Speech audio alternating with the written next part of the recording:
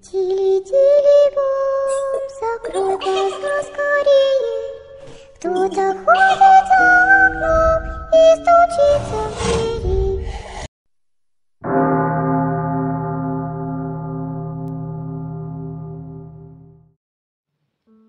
Magandang gabi sa inyong lahat. Ito po muli si Marlon na mula sa lahing aswang. Ito na yung pagkapatuloy ng aking kwento. Siguraduhin na napakinggan nyo na ang mga naunang parte ng seryeng ito upang hindi kayo malito.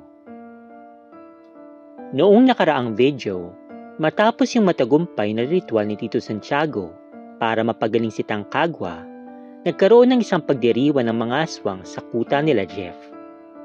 Inakita ko ni Leia at kinaumagahan, kinausap ako ni Carlos upang paaminin kung sino yung nagturo sa akin para maging isang halimaw. Si Kuya Mario po. Mahinang sagot ko kay Carlos. Pero pwedeng wag nyo na lang siyang idamay. Hayaan nyo na lang na ako yung parusahan. Total ako lang naman yung may kasalanan sa lahat ng ito. Matinding pakiusap ko kay Carlos at nagsimula na akong mapaluha. Carlos, please kausapin mo si Tito Santiago na ako na lang yung parusahan niya. Maluwag ko naman natatanggapin yun eh. Pakiusap. Pagmamakaawa ko na halos lumuhod na ako sa harapan ni Carlos. Sige, kakausapin ko yung Tito Santiago mo. Pero hindi ako makakapangako. Patas kaming pagdating sa batas. Ayoko naman na may naaabuso. Siguro ganun din naman yung tito mo. Tanging sagot sa akin ni Carlos at tinalikuran na ako nito, sabay lumakat papalayo. Napaupo naman ako sa isang tabi. Tuyro yung aking utak. Hindi ako mapakali sa ginawa kong paglalaglag kay Kuya Mario. Hindi ko maiwasan na mapahagulgol ng iyak. Sorry kuya, kasalanan ko to eh. Wika ko sa aking sarili habang umiiyak. Pinunasan ko yung mga luha ko sa aking pisngi at kinusot-kusot ko yung aking mga mata. Pagmulat at pagangat ko ng aking ulo, nakita ko si Leia na nakatayo sa mismong harapan ko at may inabot ito sa akin na panyo. Tigasin ka. Pero may pusong mamungka rin pala pagdating sa pamilya at kapatid mo. Tura ni Leia sa akin. Wala naman akong imik na tinitigan lang siya, sabay kuha dun sa panyo na inaabot niya. Pasensya ka na kung naistorbo kita. Gusto lang kitang damayan sa kung ano mang kinakaharap mong problema ngayon. Sabi nito ulit sa akin. Okay lang ako. Wala to. Nilipas din to. Medyo napangiti, nasagot ko kay Leia. Oo nga pala. Salamat dito sa panyo. Medyo nahihiya naman, nasabi ko sa kanya. Tahimik lang na umupo sa tabi ko si Leia. Hindi ito kumukurap na tinitigan lang ako. Umiwas naman ako ng tingin sa kanya at medyo naiilang ako na pinunasan ko ang aking muka gamit yung panyong pinahiram niya sa akin. Siguro naman, absuelto ka o kakampihan ka ng Tito Santiago mo kung ano man yung kasalanan ng gawa mo. Sigurado naman ako hindi ka matitiis ang Tito Santiago mo. Isa pa, mukha naman siyang mabait. Wika ni Leia sa akin. Nako, hindi mo pa lubusang kilala yung tito ko. Sabi mo nga mukha siyang mabait. Pero kabaliktaran lahat ng yun kapag yung pag-uusapan na yung tungkol sa batas na meron tayo. Paliwanag ko sa kanya. Ibig mo bang sabihin, kaya kang parusahan ng Tito Santiago mo para lang gampanan yung katungkulan niya? Hindi makapaniwala na tanong ni Leia ulit sa akin. Sabihin natin oo, tama ka. Sarili nga niyang dating nobya na kaya niyang patayin dahil may nilabag itong batas. Ako pa kaya? Turan ko. Pero wag ka mag-alala. Ako nang bahala doon. Maluwag ko namang tatanggapin kung ano man yung ipapataw na parusa sa akin ni Tito. Hindi naman nakaimik si Leia na parang may malalim na iniisip. Oo nga pala, Leia. Gusto kong humingi ng tawad sa nangyari sa ating kagabi. Ayokong isipin mo na sinamantala ko yung kahinaan mo. Pagbago ko ng topic at paghingi ko ng tawad kay Leia. Yun ba? Tulad nga na sinabi ko kagabi, isipin mo na lang na parang walang nangyari. At kung anumang konsensya na nararamdaman mo ngayon, alisin mo na yun dahil pareho naman natin yung ginusto, Marlon. Parang baliwala na sabi sa akin ni Leia. Hindi ako makapaniwala sa sinabi ni Leia. Napakunot noon naman ako at tinitigan ko siya ng matagal. Pero bakit? Anong dahilan? Takang tanong ko dito. Wala lang. Alam ko kasi na may ibang mahal ka. Meron ka ng nobya. Tanggap ko naman na hanggang doon tayo. Pero ni minsan, hindi ko talaga pagsisisihan ang lahat ng yun. Alam ko naman sa sarili ko na hindi kita maaangkin. Kaya kampante na ako. Na kahit sa panandalian lang, nakasama kita. Naluluha na paliwanag ni Leia. Sabihin na lang natin na nahulog yung loob sa'yo sa sandaling panahon na nandito ka. Huwag kang mag-alala, Marlon. Wala ka namang kailangan panagutan sa akin. Isipin na lang natin na parang hindi talaga nangyari yun. Mahabang paliwanag ni Leia at tumayo na ito, sabay tumalikod at dahan-dahan na umalis. Naiwan ulit akong mag-isa sa aking kinauupuan na nakatulala habang iniisip ang mga sinabi ni Leia. To be honest guys, sobrang nakukonsensya talaga ako sa kung ano man nangyari sa amin dalawa. Marahil, ako pa yung nakauna sa kanya. Kahit siya na mismo yung nagsabi sa akin na wala akong kailangang ipag-alala tungkol sa kanya, hindi ko pa rin maiiwasan na maramdaman iyon. Fast forward. Sumapit na yung gabi. Tinipon nila Tito Santiago, Carlos at Gordon ang lahat ng mga aswang sa tribo, kasama yung pinuno ng mga ito na si Tang Kagwa. Nakarecover na ito. Wala nang bakas na makikita sa katawan niya na siya'y naperwisyo, gawa ng isang mabagsik na mangkukulam. Para ba nagdahilan lang ito sa sakit? Kasi wala kang makikita na kahit anong bakas ng peklat sa kanyang katawan. Tinipon din kaming dalawa ni Ate Maricar upang umalalay mula sa likod ng mga aswang. May binigay din sa amin ni Ate itong si Tito na isang itim na bote ng lana. Ayon sa kanya, magagamit daw namin yun na pangontra sa ilang paraan ng dasal na pangkulam. Meron din binilin sa akin si Tito Santiago. Hoy ikaw Marlon, umiwas ka sa kung anumang labanan na magaganap. Just in case may mangyaring labanan, wag na wag kang makikisali. Basta umalis ka na lang, bumalik ka dito sa kuta. Pero wag na wag kang pupunta kahit sana.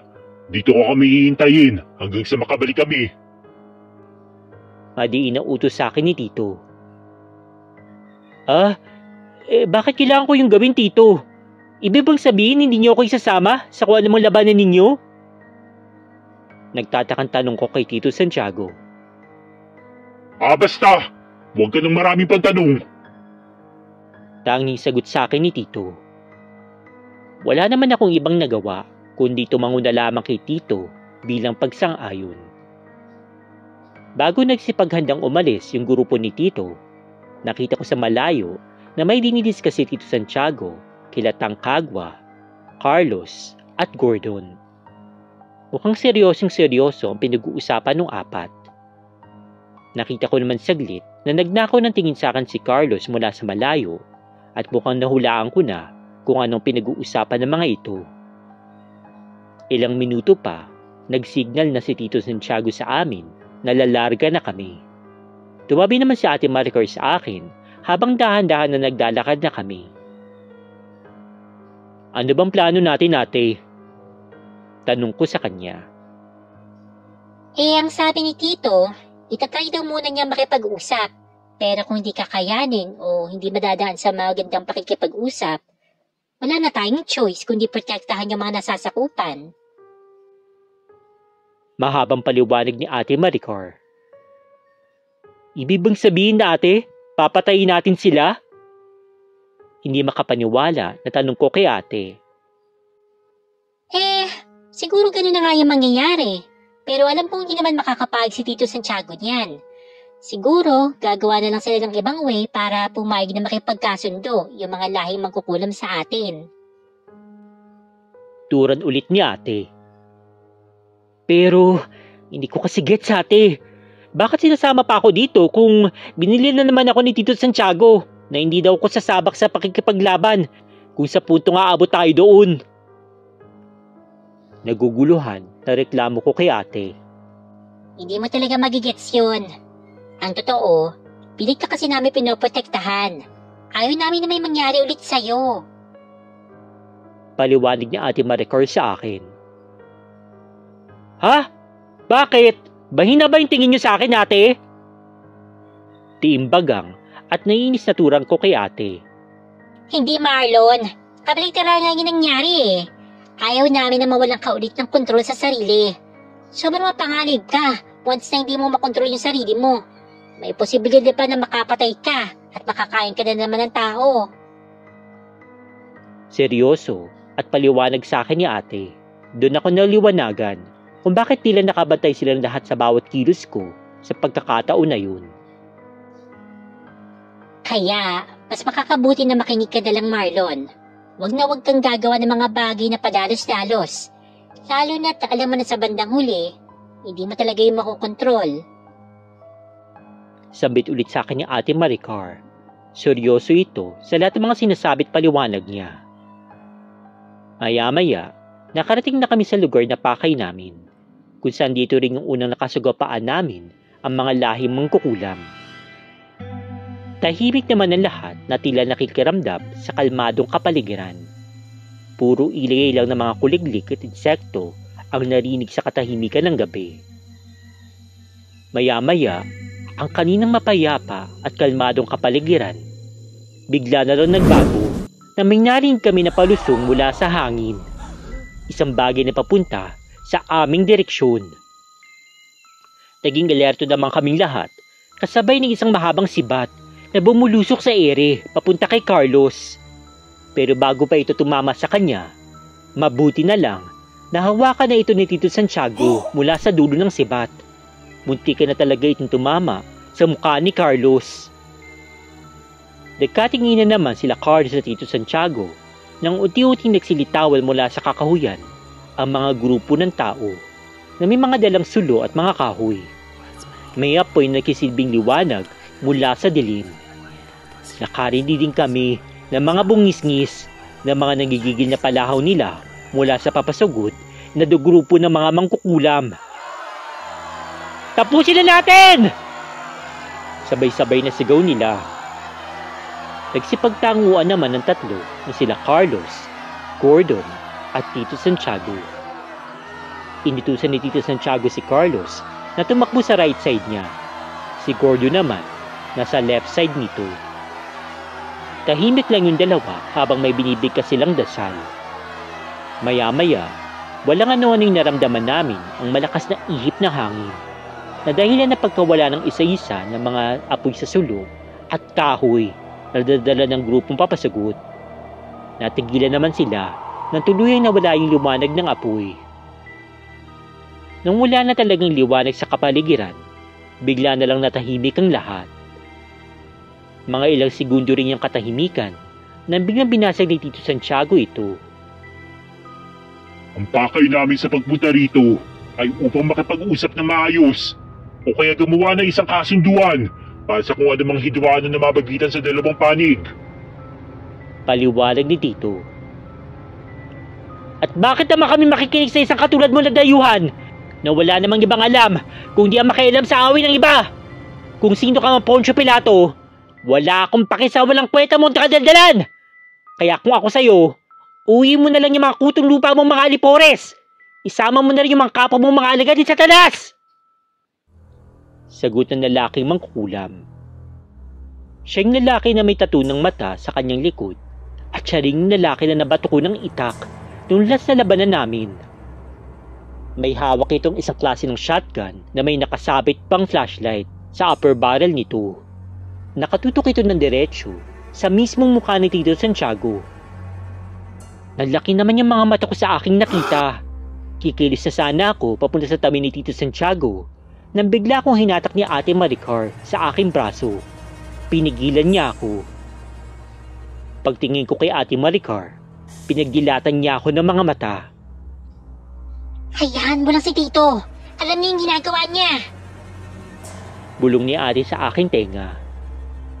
Kaya naman napanata ako sa tinura ni Ate. Kinasanan ng lalaki yung shotgun na hawak niya at diretsyong pinihit yung gatilyo. Sabay sumigaw pa ito. "Mamatay ka na!" Subalit napatigil ito nung pumalya at hindi pumutok yung shotgun na hawak niya.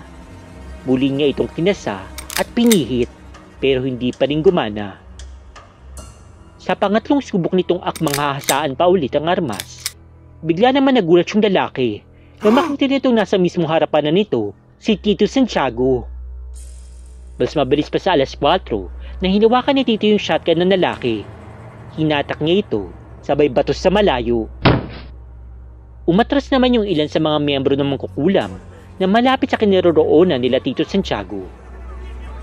Akmang susuntukin na sana ng lalaki na may hawak kanina na shotgun yung mukha ni Tito, pero mas mabilis yung kilos ni Tito na ilagan niya kagad ito.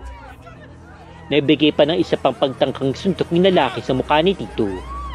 Pero bago pa ito dumampi sa balat ni Tito, nahawakan niya na yung kamay ng lalaki. Sabay niya itong pinihit patalikod, kaya walang nagawa yung lalaking mangkukulam kung hindi magsisigaw sa sakit. Nang pinilipit na ni Tito yung kamay ng lalaki, sigaw lang ito ng sigaw, kaya sumugod na yung iba nitong kasamahan. Tinulak ni Tito Santiago yung likuran ng lalaki na may tattoo sa dibdib. Napasubsubit ito sa dalawa niyang kasamahan na papalapit sa kanila. Inalalaya naman ito ng lalaking hanggang braso yung buhok. Sabay sumugod naman si kay Tito ang isang lalaki nasa 4'11" lang yung height. Meron itong dalang itak. Gusto niyang itakin si Tito sa ulo. Subalit bago pa maitak si Tito Santiago, pinarangan na kagad ito ni Carlos ng itak na hawak-hawak din ito. Doon, nagtagisan naman ng talim ng sandata yung dalawa. Pare-parehong inilaga nito ang bawat paghampas ng itak. Ginawa naman ni Tito Santiago ang iba pang mga aswang mula sa tribo ni Tangkagwa. Kaya naman, sabay-sabay ang mga ito na nagsipagsugod, pati yung kabilang miyembro ng mga mangkukulam. Papalapit na rin sana ako para sumabak sa pakikipaglaban, pero bago ko pa nagawa yun, pinigilan na naman ako ni Ate Maricar. Hoy Marlon, umalis ka na! Baka nakakalimutan mo yung pinilawanan ko kanina. Turan sa akin ni Ate. Pero Ate, hindi ko naman pwedeng pabayaan na lang kayo. Pagtutol ko sa sinabi ni Ate. Tanga! Utos ulit Tito Santiago, kaya kailangan mo sumunod. Sige, umalis ka na! Mariin na sagot sa akin ni Ate at pilit niya akong pinagtabuyan mula doon. Kaya wala naman akong nagawa kundi sumunod na lamang sa mga sinabi nito. Papatakbo na ako para makalis doon nung nakita kong may lumiyab na apoy mula sa isang punong nasusunog. Sinadya pala yung sindihan ng mga miyembro ng magkukulam para kahit paano may liwanag pa rin silang magagamit para sa pakikipaglaban. Ilan sa mga ito gumamit din ng mga sandata na pana at sipat na gawa sa mga kawayan. Gaya ng utos ni Tito Santiago at Ate Maricar, patakbo kong umalis. Iniwan ko sila para bumalik sa kuta nila Jeff.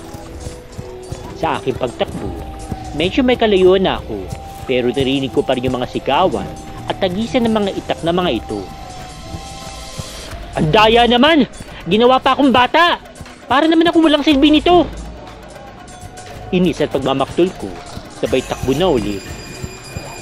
Sa pagtakbo ko, napansin ko na may ilang sumusunod sa akin mula sa aking likuran at mula sa iba pang direksyon.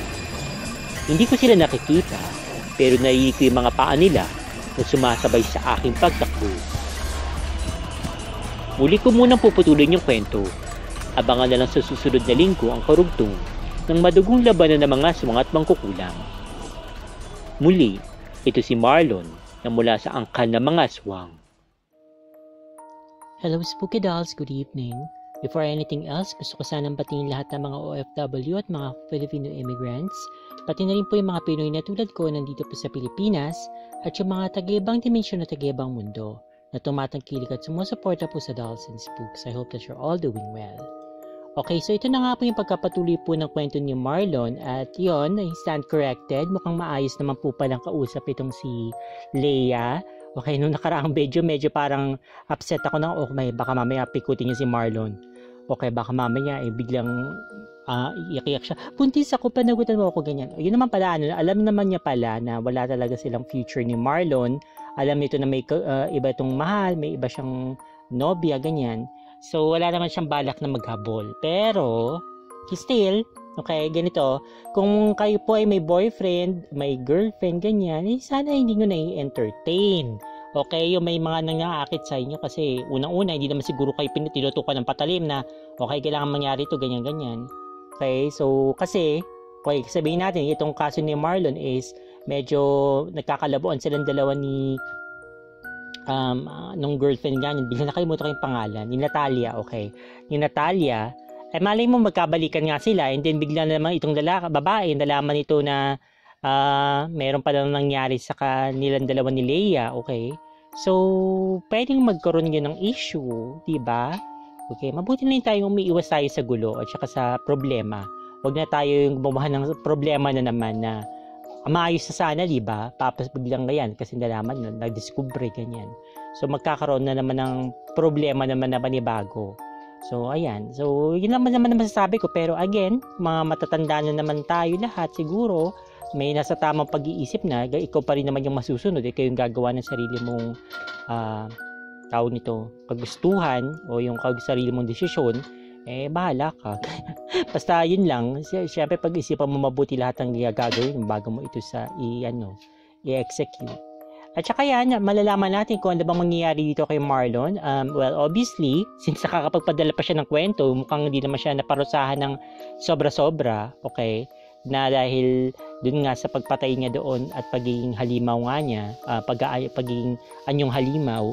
So, malalaman natin kung paano nangyari yun, ano bang naging puro tulo nito, yung siguro binigyan ba siya ng chance ni Tito Santiago para ba lumambot na ba yung puso ni Tito Santiago sa mga ganito na, okay, since pamangkin naman kita, and then hindi mo naman sinasadyang patayin yun, at the same time, hindi mo naman sila alam mo yun, para bang pinatay dahil gusto mo lang, ganyan. May pinagtatanggol ka na, pinagtanggol mo sarili mo, may pinagtanggol kang ibang aswang, ganyan. So, baka pwede nilang kunyari, paglagpasin, okay? So, malalaman natin kung yung ba yung nangyari or baka may iba pang eksenang naganap, kaya naging ganun yung desisyon ng Black Triangle. Kasi parang dating sa akin ng Black Triangle, masyado silang mahigpit. Okay, talagang may something dito sa dito sa organization na ito, sa grupo na to na hindi sila yung basta-basta nagpapalampas ng mga ganyan. So, medyo strict sila sa mga members nila. Which is for a reason, syempre para ma-preserve yung kanilang secrecy at saka para hindi rin sila mapahamak. So, kailangan din nila sigurong mag-implement talaga ng mga rules para rin sa kabutihan ng mga membro nito. Okay. So, yun lamang po ang aking masasabi para sa video na ito, sa kwento. Abangan sa susunod na linggo yung panibagong kwento ng kababalikan para po dito sa kwento nga po ni Marlon. So, again, thank you Marlon sa pagpapadala ng story dito sa Dolls and Spooks. At sa Sabado, hindi ko pinapangako again, pero I'll do my best para po makapag-upload po ng panibagong video na naman para dito sa Dolls and Spooks. Pero hindi po ito yung kay Marlon, so siguro kukuha ko ng mga kwento na iba naman para extra, bonus na stories para dito sa Dolls and Spooks. So, abangan nyo po yan. Well, sabi ko abangan kasi baka hindi ako makapag-upload. Pero, if ever man po, surprise na lang po. Surprise po para sa ating lahat. Okay. Yun lamang po. God bless. So, stay fabulous and spooky, spooky dolls. Bye-bye. Meron ka bang spooky story na gusto mong i-share? Kung ganon, ipadala mo na yan sa dolls@gmail.com. Huwag din kakalimutan na mag-subscribe, mag-like, mag-comment, at i-share ang video.